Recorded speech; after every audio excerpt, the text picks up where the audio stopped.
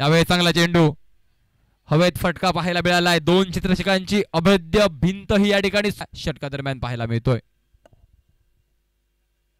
यावेळेस ऑन साइडला फटका उडवलाय. खूप सुंदर फटका, सुबक आकर्षक चेंडू. अखेर धावसंख्या ही 37 या आकड्यावरती. यावेळेस बॅकफुटला गेल्यानंतर फटका उडवलाय पॉइंटच्या दिशेनं.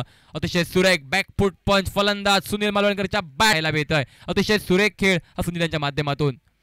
पुन्हा एकदा त्याच प्रकारचा फटका खेळवण्याचा प्रयत्न, बॅकफुटला गेले होते, फटका कट करण्याचा प्रयत्न पाहायला मिळाला, परंतु यावेळेस देखील हा चेंडूंसाठी गोलंदाज शुभम चिंदरकर पाहायला मिळतोय.